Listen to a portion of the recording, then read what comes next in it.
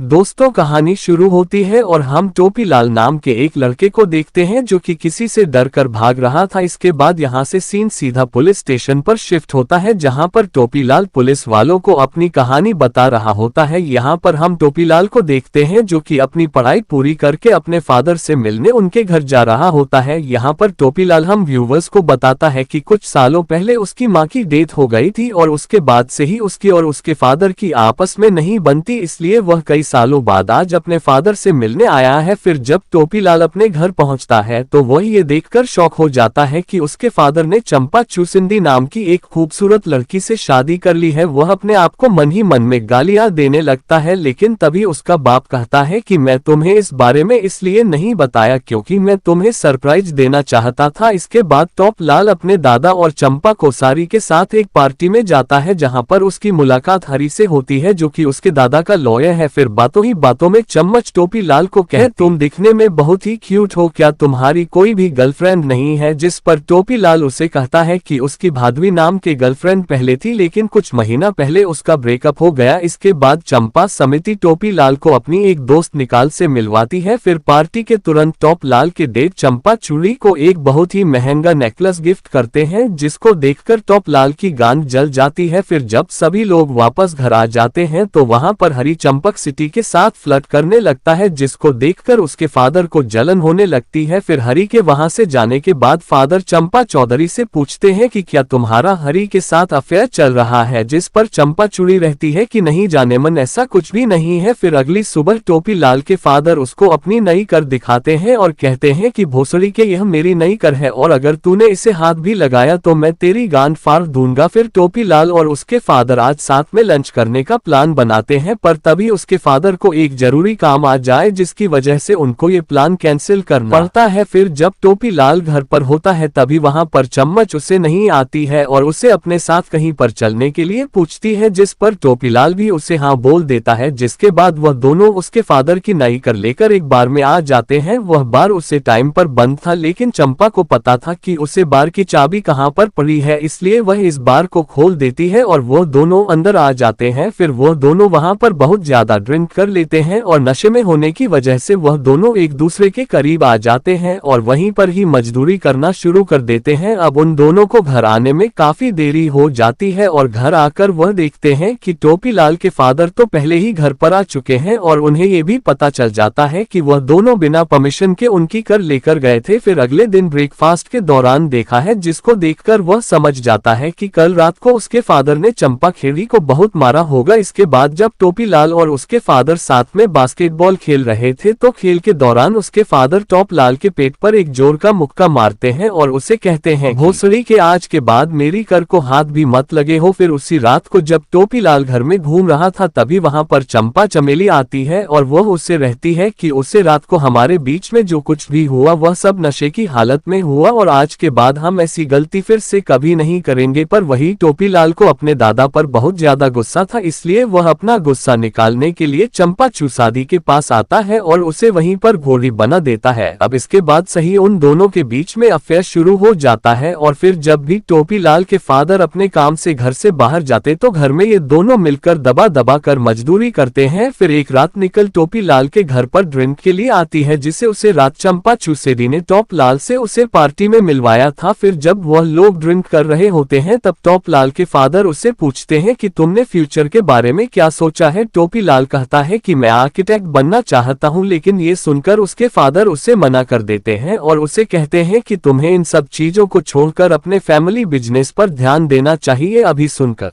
टोपीलाल को बिल्कुल भी अच्छा नहीं लगता और वह वहां से उठकर निकोल के साथ डेट पर चला जाता है। फिर जब टोपीलाल आधी रात को वापस घर पर आता है तो वहां पर उसे चंपा सिद्धि मिलती है। फिर टोपीलाल चंपा को कहता है कि उसके दादा उसकी लाइफ कंट्रोल कर रहे हैं इसलिए उसे जल्दी ही यहाँ से जाना है, लेकिन इस पर चंपा चूड़ी उसे रहती है कि तुम मुझे छोड़कर नहीं जा सकते, मैं भी यहाँ पर नहीं रहना चाहती, इसलिए तुम मुझे अपने साथ ले चलो। लेकिन टोपीलाल इस पर उसे कोई जवाब नहीं देता और वहां से चला चला जाता है। फिर अगले दिन टोपीलाल अपने फादर के साथ शिकार जंगल में जाता है, जहां पर उसके फादर उसे बताते हैं कि उन्हें चंपा चूसिंदी पर शक है कि उसका किसी और के साथ अफेयर चल रहा है। फिर जब ये लोग शिकार कर रहे होते हैं तो टोपीलाल वहां पर छुपाकर अपने ही फादर पर करने लगता है, पर वह उसे टाइम उन पर गोली नहीं चलता। अब क्योंकि उसके फादर को चंपा चोली पर शक हो गया था, इसलिए टोपीलाल अब चंपा चौधे के साथ ब्रेकअप करने का डिसाइड करता है। पर इससे पहले वह दोनों एक होटल में मिलते हैं, जहां पर पहले तो वह दोनों दबाकर मजदूरी करते हैं और फिर इसके बाद टोपीलाल चंपादी को बताता है कि मेरे फादर को तुम पर शक हो गया है, इसलिए अब हमें इस रिलेशनशिप को यहीं खत्म करना हो। को बिल्कुल भी अच्छा नहीं लगता और वह दोनों फिर से एक दूसरे के साथ मजदूरी करने लग जाते हैं और 2 राउंड लेने के बाद टोपीलाल वहीं पर थककर सो जाता है। फिर थोड़ी देर बाद जब टोपीलाल की आंख खुलती है तो वह देखता है कि चंपा चूड़ी वहां से जा चुकी है। इसके बाद जब टोपीलाल वापस अपने घर आता है तो वह ये देखकर शॉक्ड हो जाता है कि उसके फादर को किसी ने मार दिया है। अभी देखकर टोपीलाल बहुत ज्यादा घबरा जाता है और तुरंत वहां पर पुलिस को बुला लेता है। फिर थोड़ी देर बाद वहां पर चंपा तो वह भी अपने मरे हुए हस्बैंड को देखकर शॉक्ड हो जाती है। इसके बाद पुलिस हम दोनों से पूछताछ करना शुरू कर देती है और चम्मच से पूछता है कि तुम दोनों आज रात को कहां पर थे, जिस पर चंपा छोड़े उन्हें बताती है कि वह तो अपने दोस्त निकाल के साथ थी और वहीं टोपीलाल ने बताता है कि वह आज रात को मूवी देखने गया था। फिर जब वह वापस घर पर आया तो वहां पर उसके दादा की लाश पड़ी थी। फिर पुलिस के मन से जाने के बाद बिलाल बताती है कि निकोल को हमारे बारे में पता चल चुका है और उसके पास हमारी एक वीडियो रिकॉर्डिंग भी है, जिससे वह मुझे पैसों के लिए ब्लैकमेल कर रही है और अगर मैंने उसको पैसे नहीं दिए तो वह ये वीडियो रिकॉर्डिंग पुलिस को दे देगी, जिस वजह से हम दोनों भी फंस जाएंगे। फिर अगले दिन उसका लॉयर हरी टोपीलाल को बताता है कि उसे चंपक सीढ़ी पर शक है, क्योंकि तुम्हारे दादा को भी पहले ही चंपा चमेली पर शक था कि उसका किसी के साथ अफेयर चल रहा है और जब चंपा चूसिंदी को इस बार में पता चला होगा तो उसने अपने बॉयफ्रेंड के साथ मिलकर तुम्हारे दादा को मार डाला। फिर इसके बाद रात को चंपा समझती है और वह उसे यह कि वह निकोल को पैसे देकर टेप लेने जा रही है, जिस पर टोपीलाल उसे कहता है कि मैं भी तुम्हारे साथ चलता हूं, लेकिन चंपा चूसिदियों से साथ ले जाने से मना कर देती है। लेकिन इसके बाद भी टोपीलाल चंपा सीधी का पीछा करते हुए वहां पर पहुंच जाता है और उसको देखते ही निकोल और चंपक सीधी वहां से भाग जाती है। तभी टोपीलाल को वहां पर हरी का फोन आता है और वह उसे अपने घर पर बुलाता है। फिर जब टोपीलाल हरी के घर पर जाता है तो हरी उसे बताता है कि जब तुम्हारी डेट का मर्डर हुआ तो उसे दिन शहर में कोई मूवी नहीं लगी थी। अभी सुनकर टोपीलाल घबरा जाता है क्योंकि सारा शक अब उस पर ही जाने वाला है, इसलिए वह ना चाहते हुए भी हरी को सब कुछ बता देता है कि उसका चंपा चूसिंदी के साथ अफेयर चल रहा था और अब कोई उनकी वीडियो बनाकर उनको ब्लैकमेल कर रहा है। अभी सुनकर हरी उसे कहता है कि यह सब चंपा चूसदी नहीं कर है, क्योंकि अगर तुम्हारे फादर के मर्डर के जुर्म में तुम्हें जय हो गई तो सारी प्रॉपर्टी के नाम पर हो जाएगी। अभी सुनकर टोपीलाल को भी यकीन हो गया था कि उसके फादर को चंपा चूसादी नहीं मारा है। फिर इसके बाद जब टोपीलाल अपने घर पर आता है तो उसे वहां पर गैराज में खुद के नाम का एक सुसाइड लेटर मिलता है। फिर जब टोपीलाल उसे पढ़ रहा था तभी वहां पर चम्मच उसे एरिया कर उसे पर गोलियां चलाना तू कर देती है, लेकिन टोपीलाल उससे बच जाता है और वह चंपा जोशी को पकड़ लेता है। पर इस पर चंपा उसे रहती है कि उसे तो लगा कि यह वही कलर है, इसीलिए उससे पर गोलियां चल रही थी। अब यहाँ पर टोपीलाल को कुछ भी समझ नहीं आ रहा था कि वह किस पर विश्वास करे, इसलिए वह सीधा हरी के पास चला जाता है, जहाँ पर हरी के बोलने पर वह पुलिस वालों को सारी सच्चाई बता देता है और यही से फिल्म वापस प्रेजेंट में आ जाती है। लेकिन टोपीलाल की सच्चाई सुनने के बाद पुलिस वालों को इस परीक्षा होता है, इसलिए वह उसे गिरफ्तार कर लेते हैं। फिर कुछ दिनों बाद हम निकल को देखते हैं, जो कि पुलिस स्टेशन जाकर टोपीलाल को बताती है कि उसके फादर को चंपा ने ही मारा है। दरअसल उसका प्लान था कि वह तुम दोनों को मारकर तुम्हारी सारी प्रॉपर्टी अपने नाम करना। अब निकल गई स्टेटमेंट सुनकर पुलिस वाले टोपीलाल को छोड़ देती है और उसके फादर की सारी प्रॉपर्टी वापस उसके नाम हो जाती है। फिर इसके बजट टोपीलाल अपने घर पर होता है तो उसे चिमनी के अंदर एक मर्डर वेपर मिलता है। तभी वहां पर निकोल भी आ जाती है और यहाँ पर हमें पता चलता है कि निकोल और कोई नहीं बल्कि टोपीलाल की गर्लफ्रेंड स्टेसी है और उन दोनों ने मिलकर ही यह पूरा प्लान बनाया था। दर्शन तपोला रोज अपने डेट को खाने में जहर मिलाकर दे रहा था, जिस वजह से उनकी मौत हो गई। फिर उनके मरने के बाद स्टेशन उनके मुंह पर तलवार से कट लगा दिया, जिससे सबको लगे कि उनका मर्डर हुआ है। इसके साथ ही हमें ये भी पता चलता है कि उन्होंने चंपा चूसिंदी को भी मार डाला है। फिर टोपीलाल स्टेसी से पूछता है कि तुमने चंपा चमेली की बॉडी के साथ क्या किया, तो उसे बताती है कि वह चंपा को जान से नहीं मार पाए, इसलिए उसने उसकी बॉडी को जिंदा ही खाई में फेंक दिया। अभी उनके टोपी लाल को बहुत गुस्सा आता है क्योंकि अभी भी जिंदा हो सकती थी। इसके बाद वह दोनों चंपा समिति को वहां पर ढूंढने जाते हैं और वहां पर उन्हें नेकलेस मिलता है, जिसको देखकर वह समझ जाते हैं कि चंपा मर चुकी है। फिर इसके बाद टोपीलाल घर जाकर पुलिस को फोन करता है और उन्हें मर्डर वेपन के बारे में बताने लगता है, पर तभी वहां पर चंपा जोशी दिया जाती है और वह टोपीलाल के कंधे पर गोली मार देती है क्योंकि अब उसे भी सब कुछ सच पता चल चुका था। फिर टोपीलाल उसे बचाने के लिए जंगल की तरफ भागने लगता है और यह वही सीन था जहां से हमारी कहानी की शुरुआत हुई थी। फिर वहां पर चंपा चमेली टोपीलाल को मारने वाली होती है, तभी वहां पर एक पुलिस वाला आकर चंपा चुनरी को शूट कर देता है क्योंकि उसे अभी भी यही लग रहा था कि चंपा चुस्दी ही कलर है। फिर फिल्म के लास्ट सीन में हम देखते हैं कि अब सारी प्रॉपर्टी टोपीलाल के नाम हो चुकी है, जिसके बाद वह स्टेसी के साथ ये शहर छोड़कर कहीं और चला जाता है और इसी के साथ ही यह कहानी यहीं खत्म हो जाती है।